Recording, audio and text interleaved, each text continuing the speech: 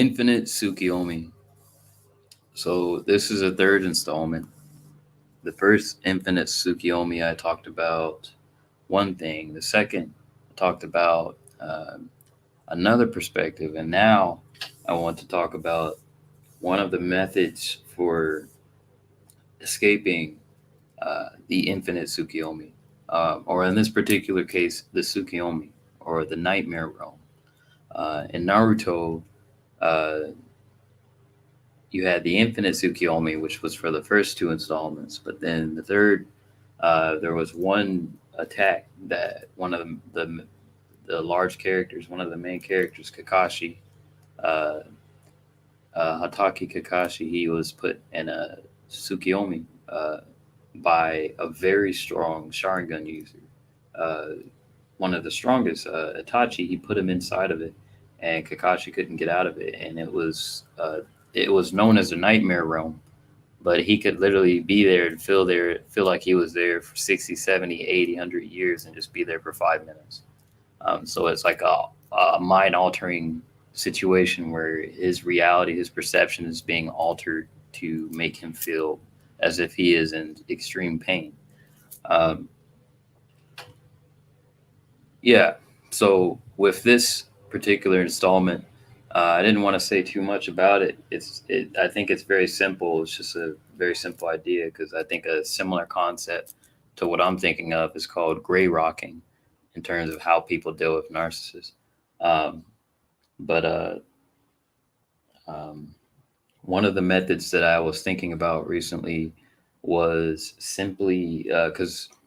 So here's the thing. So many times when you're in relationships, people who are trying to sabotage those relationships, they will try to they'll try to claim that you're doing something wrong, and they'll give you a list of things that you're doing wrong. So you kind of go on this endless quest to fix the problems that you're doing wrong, right?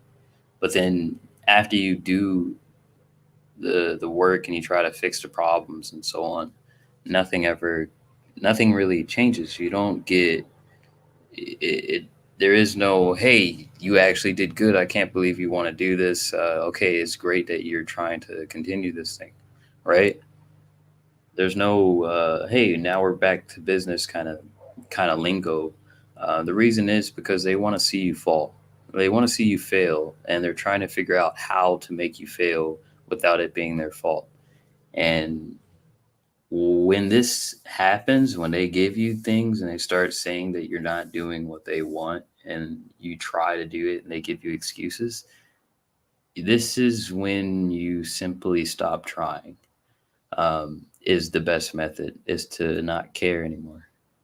Um, as bad as that sounds, you have to disassociate yourself from the person at this point, and you have to disassociate yourself from the to uh, need to please that person because the person doesn't want to reciprocate anything with you. They are.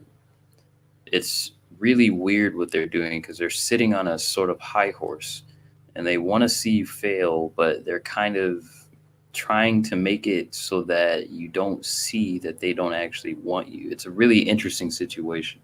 They want you to be the cause of the break in the relationship, but they don't want to have any responsibility or any accountability for their part. So, one of the quickest ways is to just tell you things that you're not doing and reasons why it can't go further. And the breaking of the infinite Tsukiomi, or the Tsukiomi in this particular, the breaking of the nightmare realm in the relationship game, in my opinion, is to simply move on and find someone else, or simply stop trying. Stop trying to please the person and just distance yourself from them. This kind of takes a lot of power away from them because when you're not trying to fumble and please and make them happy, uh, well, they don't really have any more excuses to make.